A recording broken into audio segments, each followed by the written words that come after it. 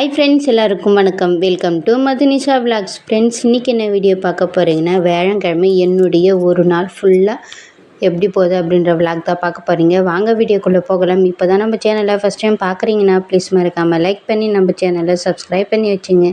அப்போ தான் நம்ம போடுற கிராமத்து வாழ்க்கை என்னுடைய லைஃப் ஸ்டைலெல்லாம் உங்களை வந்து சேரும். இப்போ வாங்க வீடியோக்குள்ளே போகலாம். ஃபுல் டே கிராமத்தில் மோஸ்ட்லி இந்த மாதிரி தான் போகும். வாங்க பார்க்கலாம். காலையில் எழுந்ததுமே ஆட்டுக்குட்டியெல்லாம் ரொம்ப பனியாக இருந்தது. சரி, காலையிலே அவங்கள அவுத்து விட்டுட்டோம்னா ரொம்ப பனி ஆகிடும் அப்படின்றதுனால அப்படியே விட்டுட்டேன். உள்ளே இருக்கட்டும் அப்படின்னு அவுத்து தான் விட்டுருந்தேன். ஆனாலும் அவங்க உள்ளே பத்துட்டு இருந்தாங்க பனிக்காக. சரின்னு சொல்லிட்டு வாசலை கூட்டிடலாம். நைட்டு மழை பெஞ்சதுனால தண்ணி தெளிக்கிற வேலை மிச்சம் அப்படின்றதுனால வாசலை மட்டும் கூட்டி விட்டுட்டு இருந்தேன். தண்ணி தெளிக்கலை. வாசலை கூட்டி விட்டுட்டு சின்னதாக ஒரு கோலம் போட்டுட்டு அதுக்கப்புறமா வந்து டீ போட்டு குடிக்கலாம் அப்படின்னு சொல்லிட்டு நல்லா இஞ்சி ஏலக்காயெல்லாம் தட்டி டீ போட்டு எல்லோரும் குடிச்சிட்டு அதுக்கப்புறமா சமையல் வேலை ஸ்டார்ட் பண்ணியிருந்தேன்.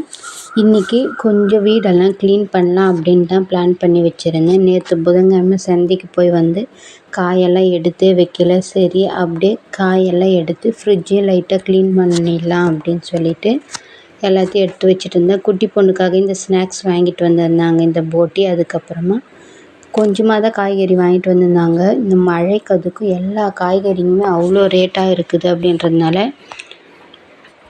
மெயினானது வெங்காயம், தக்காளி. வெங்காயம் வீட்டில் ஏற்கனவே இருந்தது அப்படின்றதுனால தக்காளி மட்டும் ஒரு 2 கிலோ வாங்கிட்டு வந்திருந்தாங்க. குட்டி பொண்ணு வேறு அலப்பறை பண்ணிகிட்டு இருக்கா.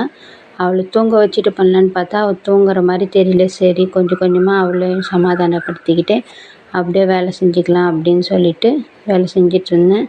அவளுக்கு ஒரு சரியான கோல்டு ஆகிட்டு இருக்குது. சரின்னு சொல்லிட்டு மூக்கில் சளி வடிஞ்சிக்கிட்டே இருக்குது. ஹாஸ்பிட்டலுக்கு போனால் வெறும் அந்த மூக்கு போடுற ஸ்ப்ரே மட்டும்தான் கொடுத்துருந்தாங்க. டானிக்கெல்லாம் எதுவுமே தரல. சரி, அதையே கரெக்டாக விட்டால் கொஞ்சம் சரியாயிடும் அப்படின்னு சொல்லிட்டு அவளுக்கு அதை விட்டுட்டு அப்படியே வந்து காய்கறி எல்லாம் ஏர் கட்டி வச்சிடலாம் அப்படின்னு சொல்லிட்டு ஏர் கட்டிகிட்டு இருந்தோம். மிளகா வந்து அவ்வளோ நீட்டாக இருக்குது. மிளகாவா அது பீன்ஸானே தெரியல, அந்த அளவுக்கு நீட்டாக இருந்தது.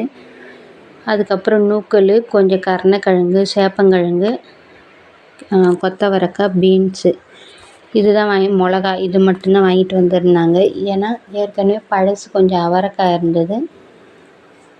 சண்டேனா எதுனா நான்வெஜ் எடுத்துக்கலாம், இதுவே போதும் அப்படின்ற மாதிரி கொஞ்சமாக தான் லிமிட்டாக தான் வாங்கிட்டு வந்திருந்தாங்க. கத்திரிக்காயும் வீட்டில் இருந்தது. சரின்னு சொல்லிட்டு இருக்கிறத மட்டும் எடுத்து ஏற கட்டிகிட்டு இருந்தேன். என் கூட சேர்ந்துக்கின்னு குட்டி பொண்ணு நம்ம என்ன வேலை செய்கிறோமோ அதுக்கு நம்மளுக்கு அவங்க ஹெல்ப் பண்ணுவாங்க.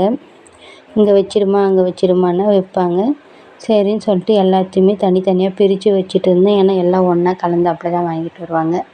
இங்கே நம்ம வீட்டில் வந்து அதை எடுத்து பொறுமையாக ஃப்ரிட்ஜிலேருந்து கவருங்க, எப்போவுமே பழைய கவருங்கெல்லாம் அப்படியே எடுத்து வைப்பேன். அதெல்லாம் எடுத்துகிட்டு எல்லாத்தையும் ஒன்றா எடுத்து வச்சு எல்லாத்தையுமே அரேஞ்ச் பண்ணிகிட்டு இருந்தேன். குட்டி பொண்ணு வந்து விளையாடிக்கிட்டு அவங்க பாட்டுக்கு அவங்க இருந்தாங்க. அவங்களுக்கு எதனா வேலை கொடுத்துட்டோம்னா அவங்க பாட்டுக்கு அவங்க விளையாடிட்டு இருப்பாங்க. நான் வந்து எல்லா காய்கறியுமே தனித்தனியாக பிரித்து வச்சுட்டு இருந்தேன். எல்லாத்தையுமே பிரித்து வச்சுட்டு அதுக்கப்புறமா ஃப்ரிட்ஜில் தொடச்சி விட்டுட்டேன். ஃப்ரிட்ஜை லைட்டாக தொடச்சி விட்டுட்டு ஈரத்துணி வச்சு தொடச்சிட்டு அதுக்கப்புறமா எல்லா காய்கறியும் இந்த உருளைக்கிழங்கு, கருணக்கிழங்கு, சேப்பங்கிழங்கு, வெங்காயம் இது மட்டும் வெளியே வச்சுருவேன். மற்ற எல்லா காய்கறியுமே ஃப்ரிட்ஜில் தான் வச்சுருவேன். முடிஞ்ச அளவுக்கு ரொம்ப ஃப்ரெஷ்ஷாக இருந்ததுன்னா உடனே செஞ்சுருவேன். இந்த கொத்தரக்காயெல்லாம் கொஞ்சம் ஃப்ரெஷ்ஷாக இருக்குது. சரி, இப்போயே செஞ்சிடலாம் அப்படின்னு நினச்சிட்டு இருந்தேன். ஆனால் அது செய்ய முடியல. அவரைக்காய் வந்து போன வாரம் வாங்கிட்டு வந்த அவரைக்காவே இருந்தது. சரி, அது பழசாயிடுது அப்படின்னு சொல்லிட்டு அதை சாம்பார் வச்சிடலான்னு சொல்லிட்டு அதுதான் சாம்பார் வச்சுருந்தேன். நூக்கல் இதெல்லாம் அப்படியே சாப்பாடு செஞ்சுட்டு சாம்பார், அவரைக்காய் சாம்பார் தான் வச்சுருந்தேன். வச்சு முடிச்சுட்டு சாப்பிட்டுட்டு அதுக்கப்புறமா தான் மற்ற வேலையெல்லாம் பார்க்கணும் அப்படின்னு சொல்லிட்டு ரெடி பண்ணிகிட்டு இருந்தேன். ஏன்னா இப்போயோ ஒரு 9:30 ஆகிடுது. நம்ம வீடெல்லாம் க்ளீன் பண்ணணுன்னா இன்னும் டயர்டாகிடுவோம் அப்படின்றதுனால சாப்பிட்டுட்டு அதுக்கப்புறமா கொஞ்சம் பாத்திரமெல்லாம் இருந்தது, அதெல்லாமே கழுவி கவுத்துடலான்னு சொல்லிட்டு இந்த ஆடுங்களை காலையில் அவுத்து விட்டது இன்னும் இங்கே தான் படுத்துட்டு இருக்காங்க. மழை பெஞ்சதுனால சாப்பாடு அவங்களுக்கு, அதாவது தீனியே எடுத்துக்க மாட்டேன்றாங்க. சரின்னு சொல்லிட்டு அத்தை வந்து துணி துவைச்சி வச்சுருந்தாங்க. சரி அதெல்லாம் காய போட்டுடலாம், வெயில் காயிறப்பவே காய வச்சுட்டா தான் அப்படின்னு சொல்லிட்டு ஒரு 3 நாளாக தொடர்ந்து மழை பெஞ்சிருந்ததுனால எல்லா துணியுமே அப்படியே துவைக்காமலே வச்சுருந்தோம். எல்லாத்தையும் துவைச்சி உணர்த்திட்டு புடவையெல்லாம் ஒரு சைடும் இந்த துணிங்கெல்லாம் ஒரு சைடும் போட்டு உணர்த்திட்டோம். இப்போவே வானம் மூடி மூடி தந்துட்டுருக்கு. முடிஞ்ச அளவுக்கு நல்லா காற்றாரிச்சின்னா கூட போதும், உள்ள கொடி இருக்குது அந்த கொடியில் போட்டுக்கலாம் அப்படின்னு சொல்லிட்டு திருப்பி திருப்பி போட்டு பார்த்துட்டு இருந்தேன். ஆட்டுங்களுக்கு தழையுமே திறந்து விட்டாலுமே போய் சாப்பிடாமலே இருந்தாங்க. சரின்னு சொல்லிட்டு அவங்கள இஷ்டன்னு போய் கட்டிட்டு, இந்த கோழிங்கெல்லாம் பாருங்கள் எப்படி இது பண்ணிகிட்ருக்குன்னு, வெறுகெல்லாம் வேறு நனைஞ்சிட்டு இருந்தது. சரின்னு சொல்லிட்டு அப்படியே பாத்திரம் கொஞ்சம் இருந்ததா, அதையுமே கழுவிடலாம் அப்படின்னு சொல்லிட்டு அதை தான் கழுவிட்டு இருந்தேன். எல்லாத்தையும் கழுவி கவுத்து முடிச்சுட்டு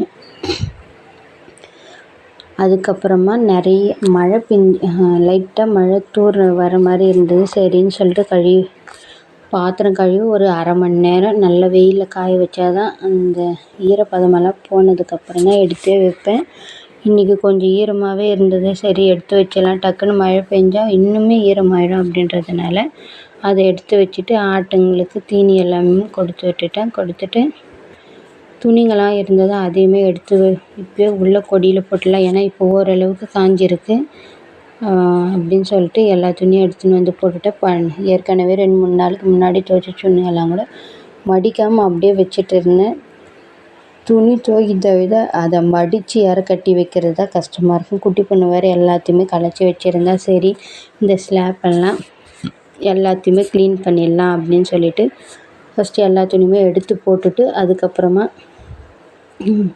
ஃபஸ்ட்டு வந்து குட்டி பொண்ணு துணியே ரெடி பண்ணிட்டாலே பாதி வேலை முடிஞ்சாப்புல இருக்கும். சரின்னு சொல்லிட்டு குட்டி பொண்ணு துணிங்கள்லாம் ஃபஸ்ட்டு மடித்து வச்சுட்டேன். அதுக்கப்புறம் ஒருத்தர் துணியாக மடிச்சுட்டு இருந்தேன். என்னுடைய துணி ஒரு சில துணியெல்லாம் பழசாக இருந்தது. சரி குட்டி பொண்ணுக்கு பத்தாத துணி, கொஞ்சம் சின்னதாக இருக்கிற துணி, ரொம்ப பழசான துணி, அதெல்லாம் வேஸ்ட்டுக்கு போட்டுடலாம். ஆனால் குட்டி பொண்ணு துணி மட்டும் வேஸ்ட்டுக்கு வேணாம், பத்திரமா எடுத்து வைக்கலாம் அப்படின்னு சொல்லிட்டு குட்டி குட்டி ட்ரெஸ் எல்லாம் தனியாக எடுத்து வச்சுட்டு இப்போ எது போடுறாலோ அதை மட்டும் வச்சுட்டு எல்லா துணியுமே மடித்து வச்சுட்டு என்னுடைய ட்ரெஸ்ஸஸுமே எல்லாத்தையுமே ஃபுல்லாக க்ளீன் பண்ணிடலாம்.